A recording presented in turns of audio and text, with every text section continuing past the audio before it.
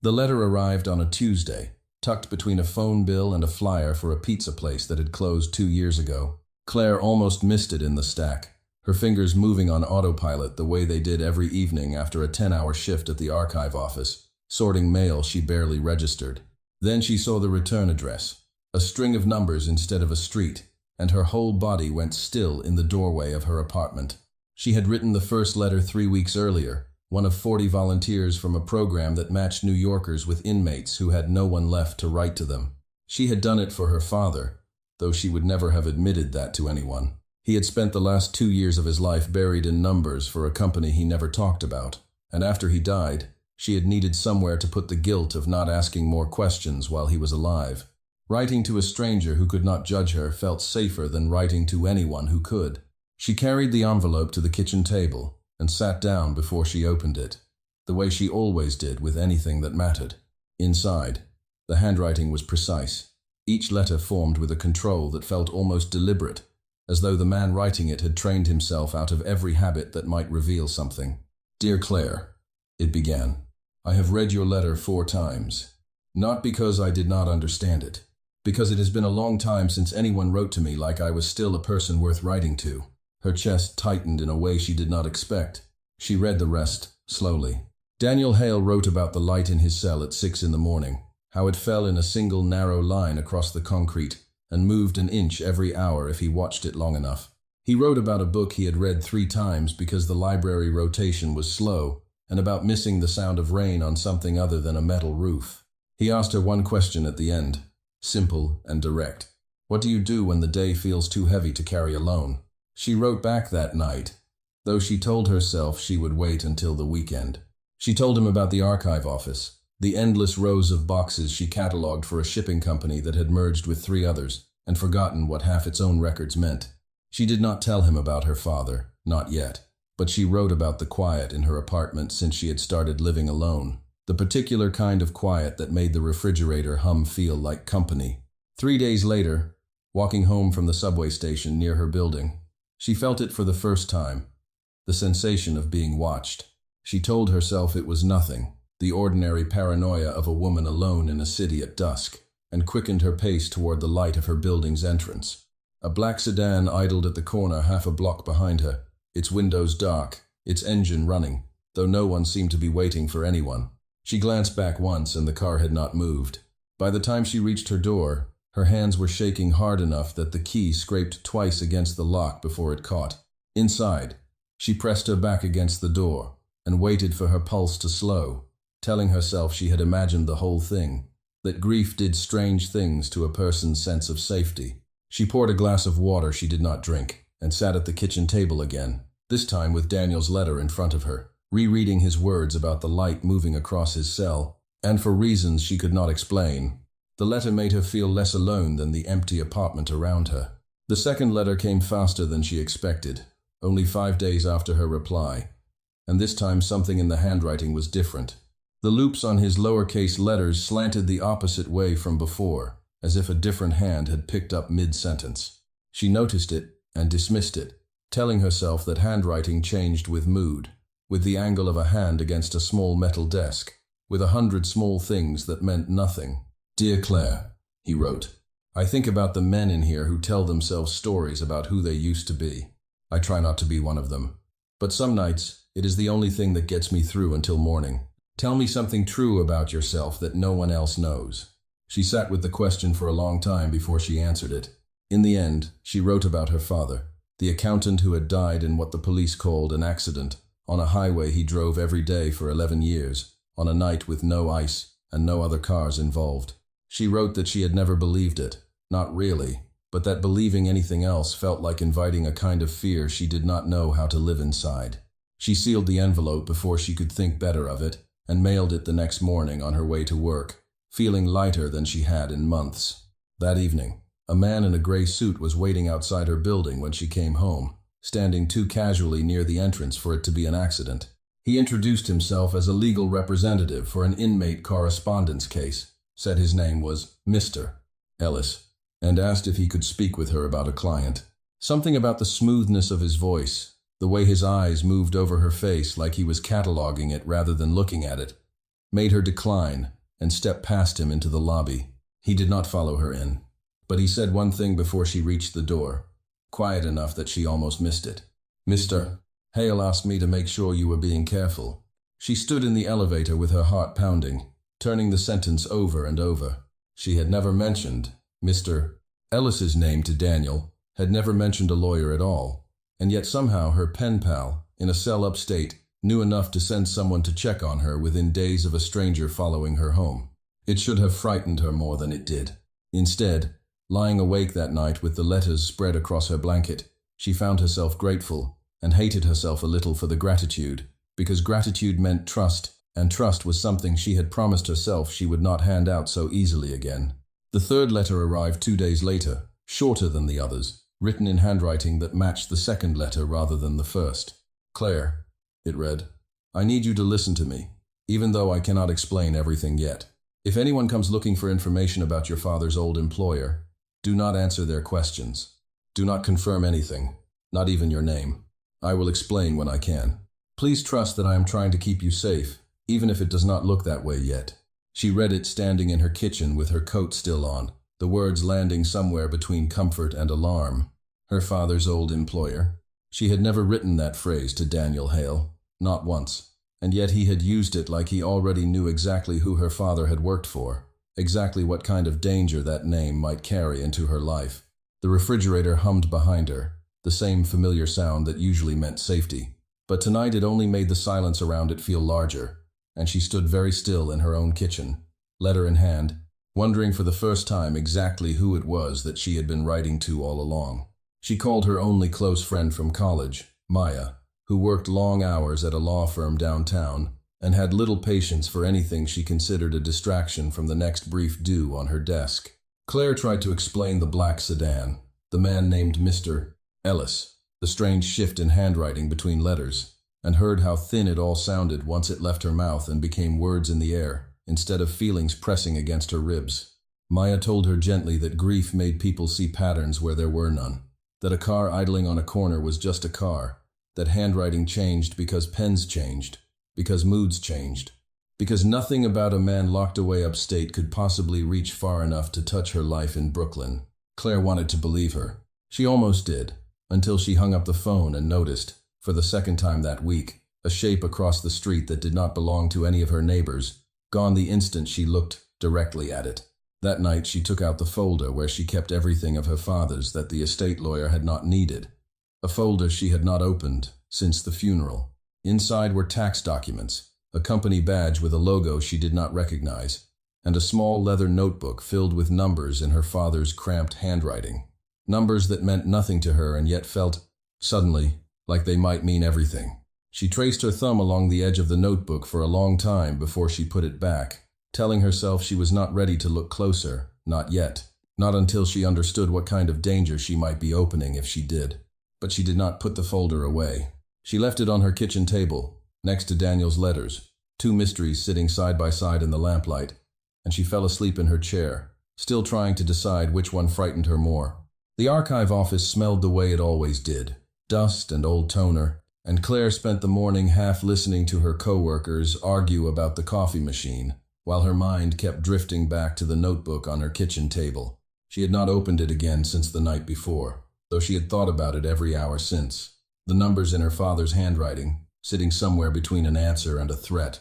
When her supervisor asked her to pull records from a shipping subsidiary called Harlow Freight for a routine audit, her fingers stilled over the keyboard, because Harlow Freight was a name she had seen before, printed small on the corner of her father's old badge. She told herself it was a coincidence, the kind of overlap that happened constantly in a city built from 1,000 companies that all touched each other somewhere. But she pulled the file anyway, scrolling through shipment manifests and invoice numbers that meant nothing to her, until one line made her stop entirely. A payment routed through Harlow Freight to a holding company called Rossi Logistics, the same 3 syllables she had heard once, years ago, from her father, spoken quietly into a phone in a tone she had never heard him use before or since. She left work early, telling her supervisor she felt unwell, and went straight home instead of stopping for groceries the way she usually did on Thursdays. The notebook was still on the table where she had left it, and this time, She opened it without hesitating, running her finger down columns of numbers that slowly resolved into something almost readable. Dates paired with amounts paired with initials that repeated often enough to feel like a pattern rather than noise. R.V. appeared more than any other set of initials, always beside numbers larger than the ones around them, always followed by a small checkmark her father had drawn in a slightly different ink, as though he had gone back later to confirm something he did not want to write down in full. Her phone buzzed with a text from an unknown number just after 9 that evening. 3 words with no context.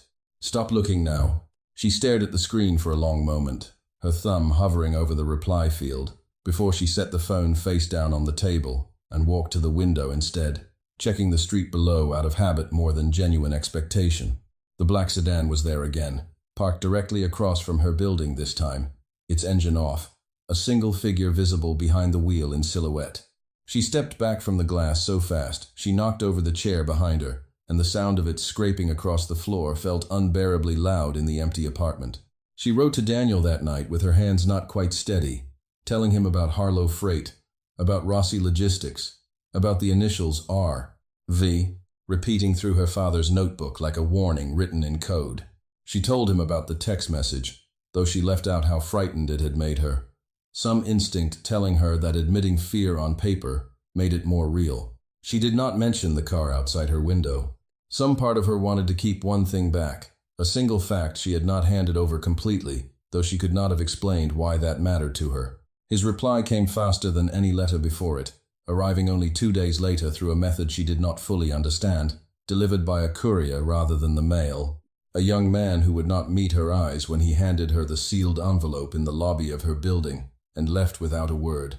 Inside, the handwriting matched the second and third letters exactly, controlled and slanted, nothing like the careful loops of the very first one she had received. "Claire," it read. "R.V. is Victor Rossi. He is dangerous in a way I cannot fully explain in a letter, and he believes your father kept something that belongs to him. I need you to understand that whatever you think you know about me, none of it changes the fact that I am trying to keep you alive. Do not go to the police yet. They cannot protect you from this the way you think they can." She read the letter 3 times, standing in the lobby, ignoring the elevator that opened and closed twice while she stood there, and by the 3rd reading, her hands had gone cold in a way that had nothing to do with the temperature. "Whatever you think you know about me." The sentence sat wrong in her chest. A door left slightly open onto a room she had not realized existed, and she found herself wondering, for the first time, with real seriousness, whether Daniel Hale was hiding something larger than a prison sentence. She did not sleep that night, sitting instead at her kitchen table with the notebook, the letter, and her father's old badge spread in front of her, like pieces of a puzzle she did not yet have all the edges for. Around 2 in the morning, she finally allowed herself to admit the thought that had been circling for days, that her father's accident on a highway he had driven 1,000 times might not have been an accident at all, that a man named Victor Rossi, with initials matching a decade of secret payments, might have had a reason to make sure her father never spoke about what he knew. The next afternoon, walking home along a route she had varied deliberately for the first time in her life, she noticed a woman on a bench near the corner store, who seemed to be reading the same page of her newspaper for far too long, her eyes flicking up every few seconds toward the street, rather than down toward the print. Claire kept walking, her pulse loud in her ears, and ducked into the corner store instead of continuing straight toward her building, buying a bottle of water she did not need just to buy herself 30 seconds to think.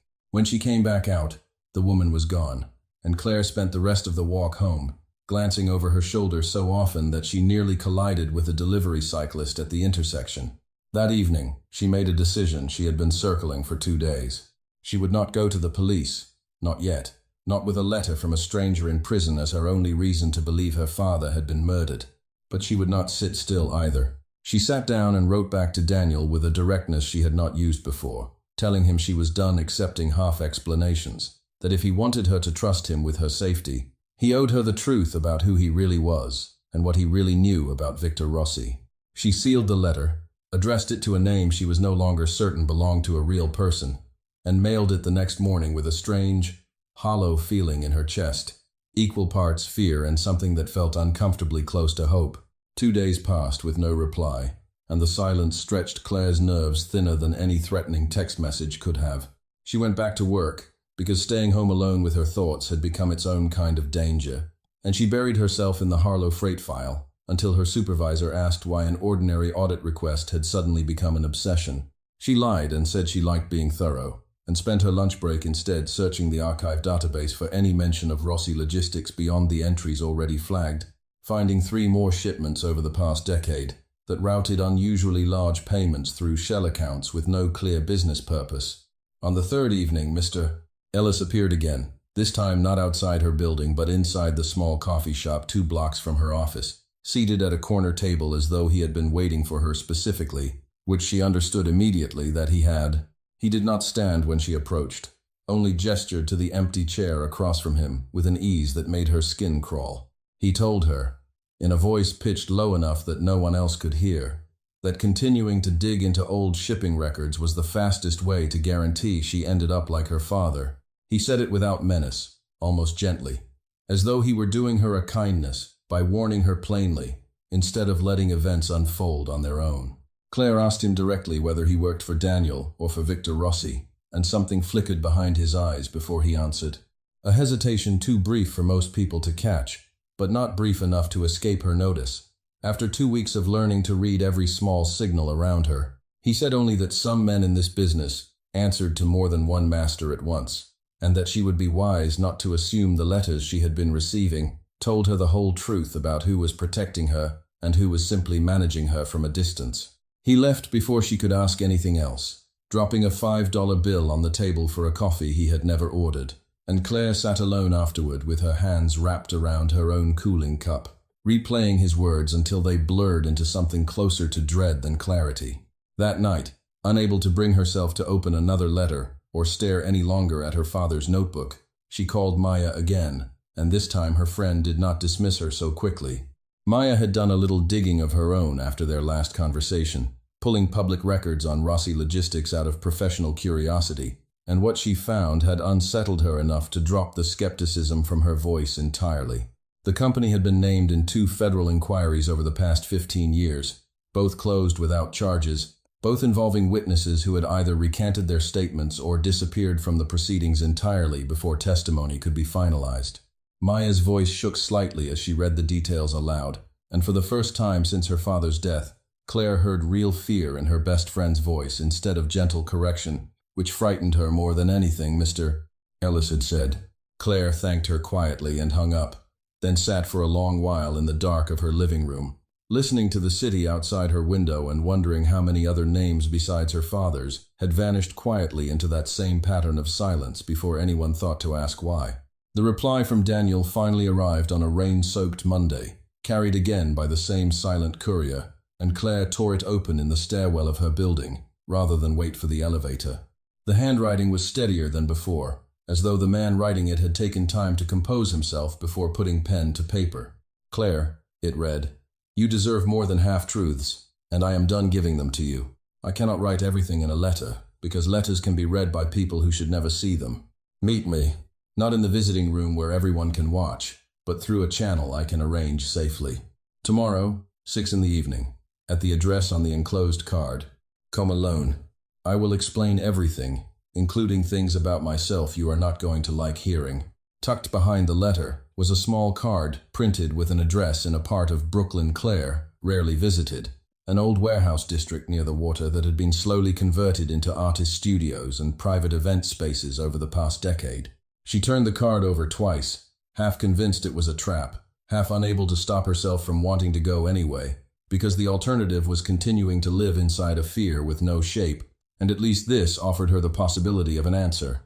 She told Maya where she was going, against every instinct that told her to keep it secret, because some part of her recognized that walking into the unknown completely alone was a different kind of danger than the one she was trying to escape.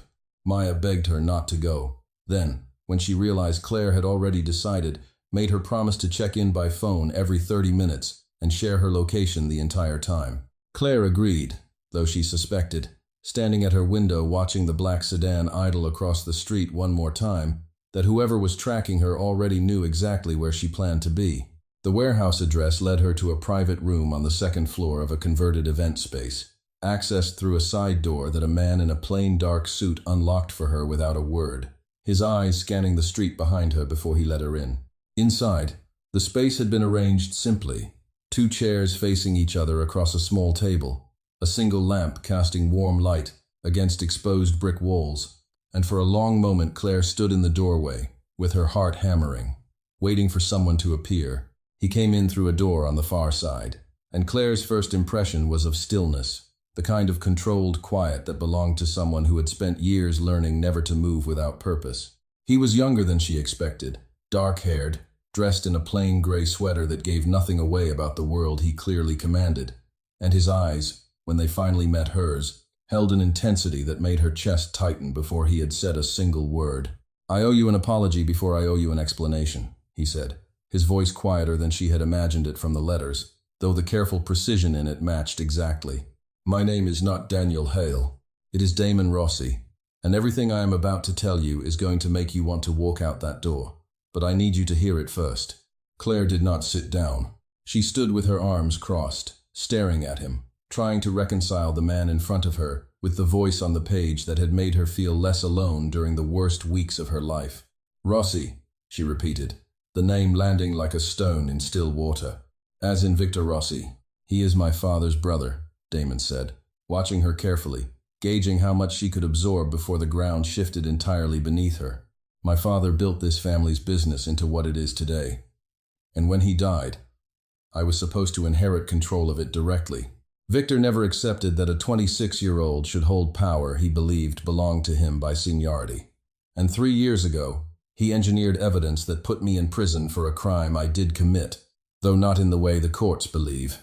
I let it happen because from inside these walls, protected by rules Victor cannot break without exposing himself, I could still run what matters most without giving him the excuse he needed to remove me permanently." Claire's mind raced back through every letter, every strange shift in handwriting, every too convenient appearance of Mr. Roth. Ellis, exactly when she needed protection. "You knew about my father," she said slowly. "You knew about Harlow Freight and Rossi Logistics before I ever mentioned them. That was not a coincidence, was it? You picked me." Damon's jaw tightened, and for the first time since he had entered the room, something like genuine discomfort crossed his features. "Your father worked for us for 11 years, he said. "Not directly for Victor, but close enough to see things Victor never wanted documented. 2 months before he died, your father sent a message through a contact of mine, saying he had proof of embezzlement that went back over a decade, proof that would destroy Victor's standing with the rest of the family council if it ever surfaced. He never delivered it. Then he was dead, and the message vanished with him. When the outreach program crossed your name with mine, I recognized it immediately. I wrote to you because I needed to find out if he had told you anything before he died. I kept writing because somewhere in the process, I stopped seeing you as a way to find evidence, and started needing to know you were safe more than I needed the evidence itself." The confession landed heavier than anything else he had said, and Claire found herself sitting down without deciding to, the chair cold beneath her as she tried to process the shape of the truth now sitting in the room between them. "So all of this," she said quietly. "Every letter. It started because you thought I might be useful." "It started that way," Damon admitted, his voice rough with something that sounded almost like shame. "It did not stay that way. I know that is not enough, and I am not asking you to forgive it tonight. I am asking you to survive it, because Victor knows you have been digging, and a man who orders a car followed for 2 weeks does not stop simply because you finally learned the truth. He escalates. I need you to let me help you, even if you never write to me again after tonight." Claire looked at him for a long moment, torn between the anger burning in her chest and the strange, unwanted recognition that the letters she had trusted, however their purpose had begun, had not entirely lied about who he was, underneath the deception. She thought of her father's notebook, of the check marks beside Victor's initials, of a truth someone had died trying to protect. "Tell me exactly what my father found," she said finally, her voice steadier than she felt. "All of it. No more half answers. Not from you, not from anyone." Damon studied her for a moment, as though weighing how much weight the room could hold before it cracked, then pulled the second chair around and sat facing her instead of standing over her the way he had been. Your father discovered that Victor had been skimming a percentage from every major shipment routed through Harlow Freight for the better part of a decade, he said. Small enough on any single transaction that no one would notice. Large enough over 10 years to amount to several $1 million funneled into accounts that existed nowhere on the family's official books. My father never knew. If he had, Victor would have lost everything. Position, standing, the trust of every man who answered to him. Your father kept records because he believed, rightly, that a day would come when he would need proof of his own honesty. If anyone ever came asking why the numbers on paper never quite matched the money moving through the warehouses. Claire pressed her palms flat against the table, steadying herself.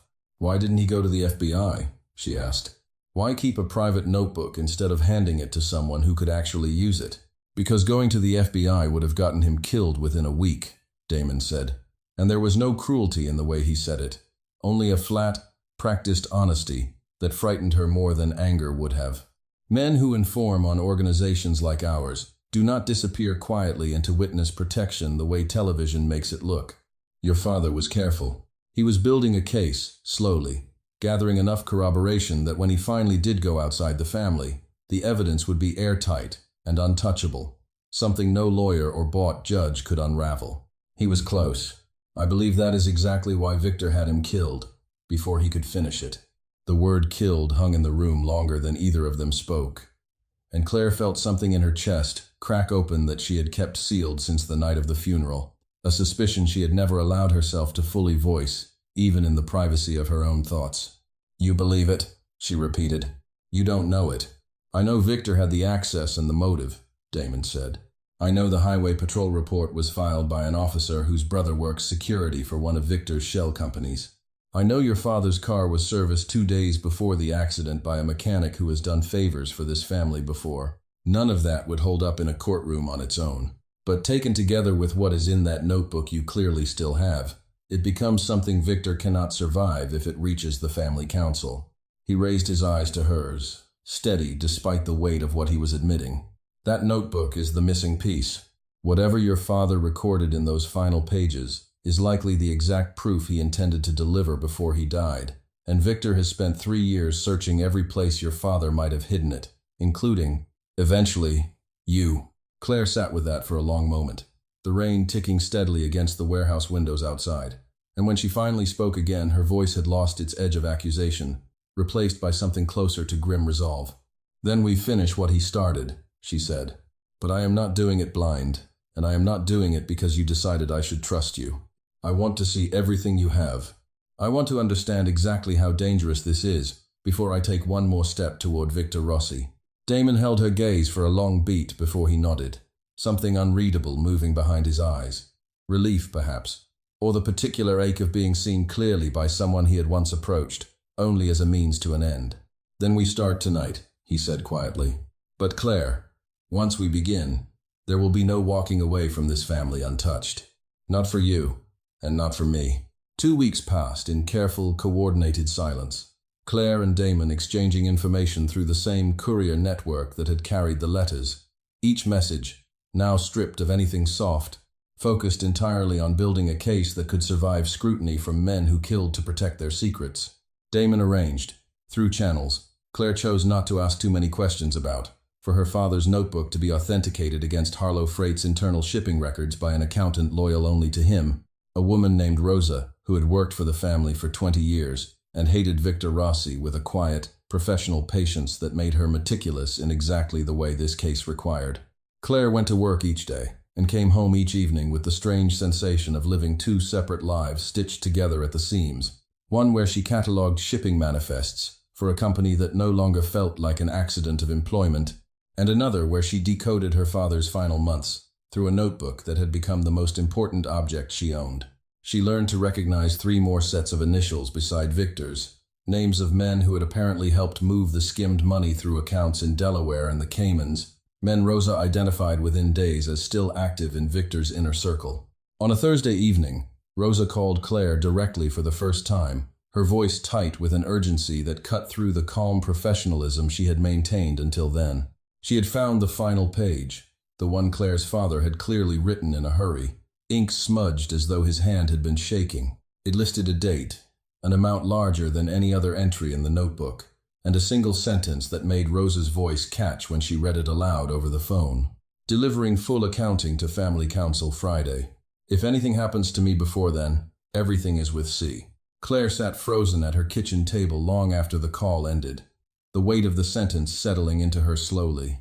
With C, her own initial, sitting at the end of her father's last written thought, proof that he had trusted her, even without telling her, to be the person who finished what he started. She had never known. He had died the Thursday before that Friday delivery, on the highway, in the accident that had never sat right with anyone who loved him. She met Damon again that night, this time in a different location, a private room above a restaurant Damon apparently owned through 3 layers of shell corporations. And she told him about the final page, watching his face as the pieces settled into place for him the same way they had for her. He was quiet for a long moment before he spoke. His voice low and controlled in the way she now understood, meant he was holding something back that cost him effort to contain. Your father was one Friday away from destroying my uncle completely, he said, and I never knew, because by then I was already inside. And the men who could have told me were men Victor had already bought. There is something else, Claire said, watching him carefully now. Some instinct sharpening inside her the way it had sharpened the day she first noticed the mismatched handwriting in his letters. Rosa said the accounting my father was building did not only implicate Victor. She said one other name appeared repeatedly beside his in the earliest transactions, a name that stopped appearing entirely almost exactly 3 years ago. She said the name was yours. The silence that followed lasted long enough that Claire felt her pulse climbing before he answered. Damon did not look away from her, which she would later understand was its own kind of admission, a refusal to hide behind the easy lie that might have bought him another day. I was 23, he said finally. My father was already sick, and Victor convinced me that helping move certain payments quietly was the only way to keep the family stable, while my father was too weak to lead. I did not know then what those payments actually were. By the time I understood I was helping Victor build the very embezzlement scheme your father was trying to expose, I was already implicated deeply enough that walking away meant handing Victor exactly the leverage he needed to remove me from the succession entirely. So I stopped. I refused every request after that. But refusing did not erase what I had already done, and it did not erase my name from those early pages. Claire stood up so fast the chair scraped hard against the floor, her mind reeling backward through every letter, every reassurance, every moment she had allowed herself to trust the man in front of her. You let me believe you were only trying to protect me from Victor, she said, her voice shaking with a fury that surprised even her. You never told me you were part of the same scheme that got my father killed. I did not build that scheme, Damon said, standing now too, his voice sharpening for the first time since she had known him. I was young and desperate to keep my father's legacy from collapsing, and I made a choice. I have spent 3 years trying to undo from inside a cell I let myself be locked into on purpose. I am not Victor, but I understand if that distinction means nothing to you right now. It means everything, and nothing at the same time, Claire said, backing toward the door, her hand trembling as it found the handle. It means you are exactly the kind of man my father spent years learning not to trust blindly, and I have been writing you my most private thoughts for 2 months. Before Damon could answer, the door on the far side of the room opened without a knock, and the man who stepped through it made Claire's blood turn cold in a way that had nothing to do with Damon's confession. Victor Rossi was older than she had pictured, silver-haired, dressed with an expensive, understated precision that made him look more like a bank executive than a man who had ordered a car followed for 2 weeks. He looked at Claire first, then at Damon, and something in his expression carried the calm satisfaction of a man who had just confirmed a suspicion he had been nursing for far too long. How touching, Victor said, his voice smooth and unhurried as he stepped further into the room. 2 men, Claire had not noticed until now, moving to flank the exits behind him. My nephew's secret pen pal, sitting in my restaurant, discussing my accounts. Claire Bennett, your father was a careful man, and careless men rarely die on highways they have driven for 11 years without incident. I had hoped his notebook died with him. It seems I was wrong to hope for anything so convenient. Damon moved instantly, placing himself between Claire and his uncle, his voice dropping into something low and dangerous that Claire had not heard from him before. This ends now, Victor, he said. Whatever you think you can still control from outside these walls, it stops tonight. Victor's smile did not waver. "It does not end tonight, nephew," he said quietly. "It ends the moment I decide it does, and you are still, despite everything, a man who answers to me from behind bars. The only question left is whether Miss Bennett walks out of this restaurant carrying that notebook to the family council, or whether she becomes one more accident this city forgets by next winter." He turned toward the men behind him, his voice never rising above its measured calm. "See that she does not leave with anything more than the clothes on her back." Claire's mind raced even as her body obeyed the pull of his hand, backing a step toward the far wall, while the two men near the door shifted their weight, waiting on some signal she could not see. Victor watched the movement with an almost bored patience, as though he had rehearsed this exact scene a dozen times in his mind, and found the reality slightly less satisfying than the anticipation. "You disappoint me, Damon," he said, his tone still conversational, despite the two men now closing the distance across the room. "I built you a cell that kept you safe from every rival who wanted you dead the moment your father closed his eyes. I expected gratitude, not this. You built me a cage and called it protection," Damon said, not moving from where he stood between Claire and the approaching men. "I let you believe I accepted it because fighting you from outside would have gotten me killed before I turned 27. I have spent 3 years learning exactly which men in this family still remember what loyalty to my father actually meant, and exactly which of your allies would abandon you the moment real proof of what you did surfaced in front of the council." Victor's expression flickered, the first genuine crack Claire had seen in his composure since he entered the room, though he recovered it quickly behind a thin, humorless smile. "Proof," he repeated. "A dead accountant's notebook, and a woman too frightened to remember her own name under pressure.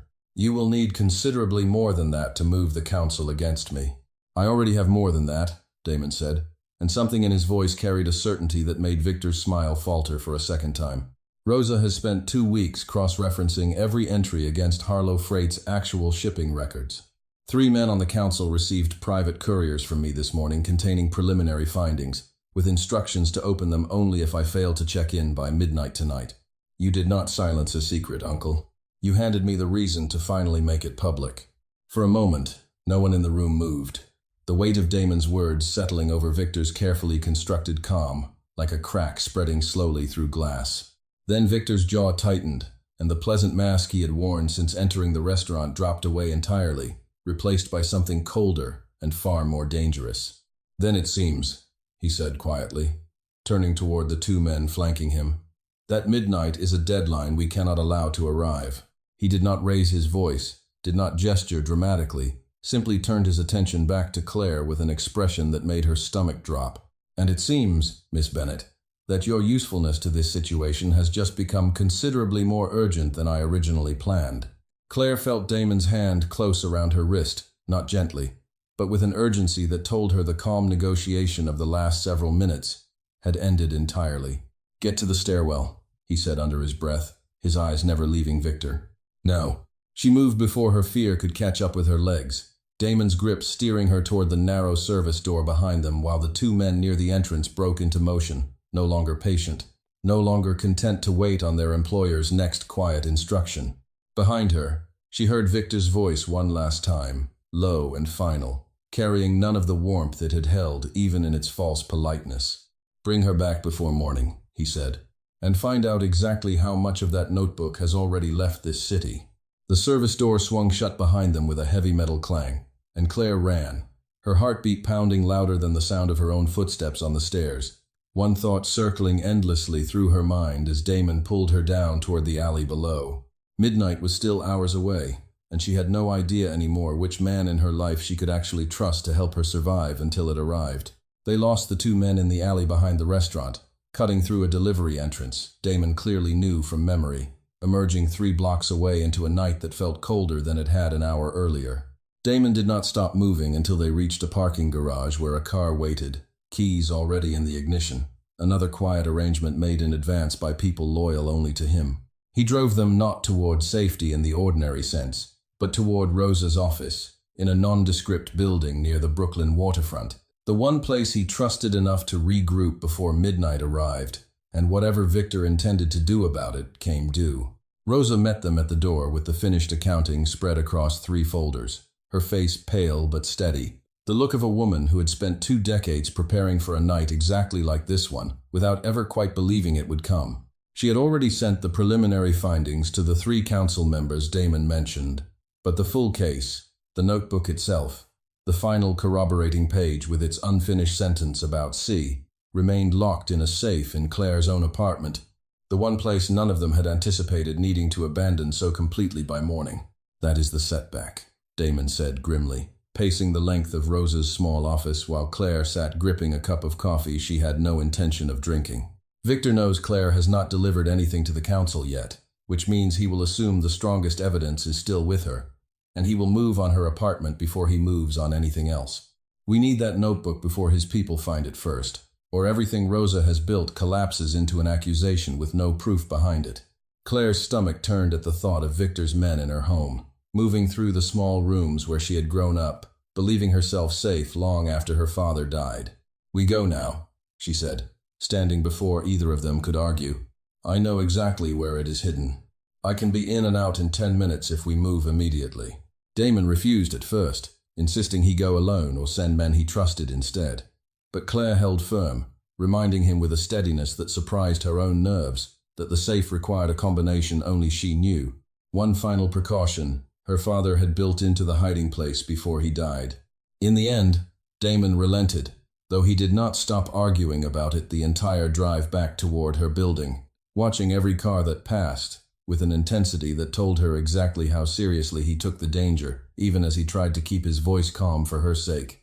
They arrived to find the street quiet, no black sedan waiting, no sign of anyone watching from the shadows, and for one brief moment, Claire allowed herself to hope they had beaten Victor's men to it after all. That hope collapsed the instant they reached her floor, and found her apartment door already standing open, the lock forced, the frame splintered, where someone had wedged it apart with enough force to crack the wood down its length.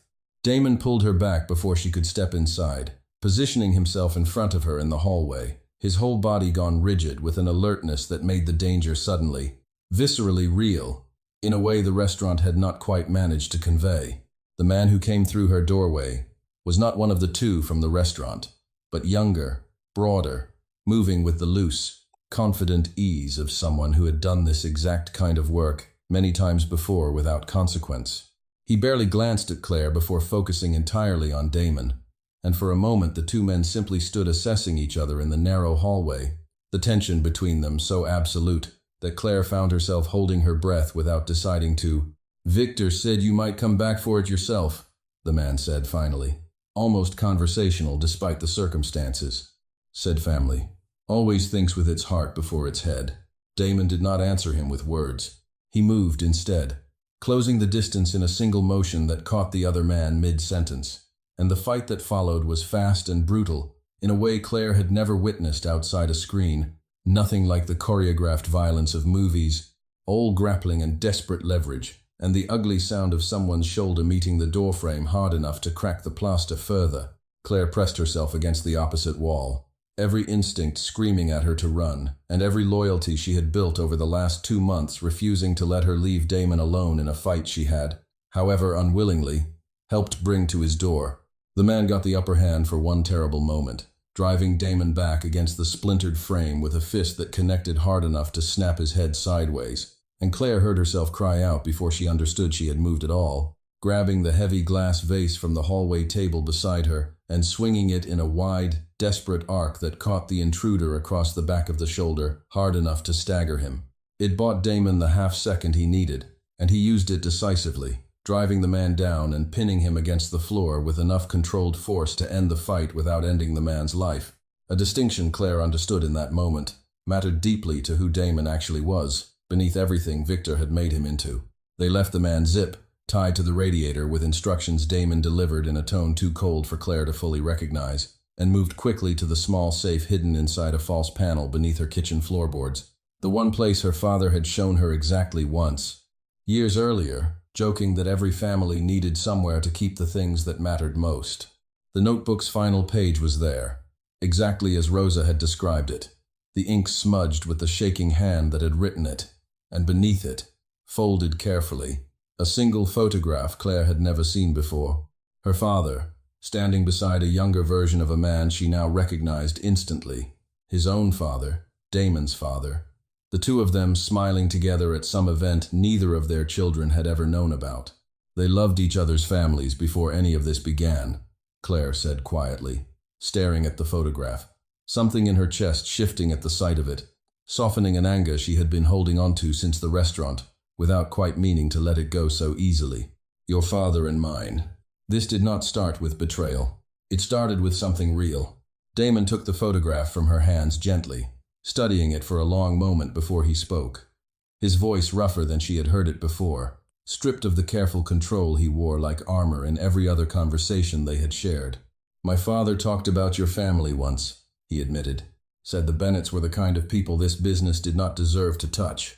I think some part of him tried to keep it that way, until he got sick, and Victor filled every space he left behind.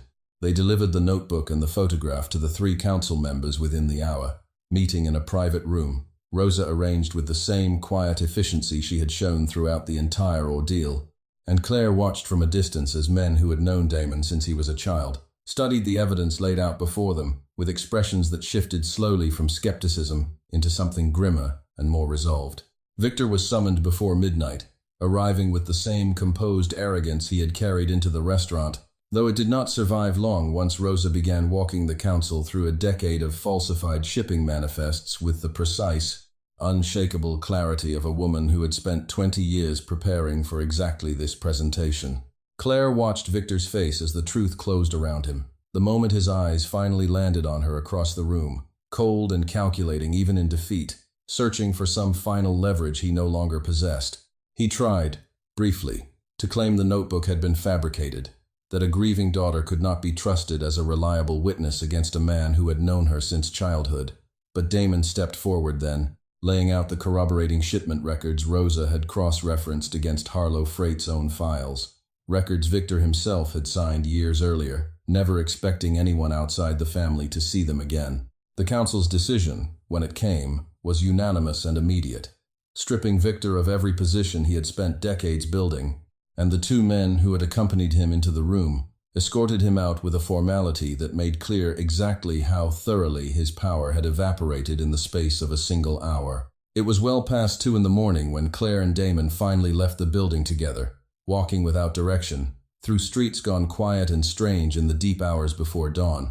Both of them, too, wrung out for words at first.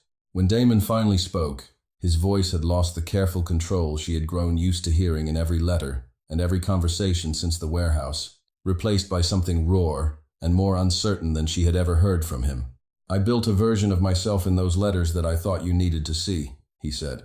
Careful, composed, always one step removed from anything that might make you doubt me. Tonight, watching you swing a vase at a man twice your size to save my life, I realized the version of myself I actually want you to know is nowhere near that controlled, and I do not know if there is still room for me to be that person with you, after everything I did not tell you.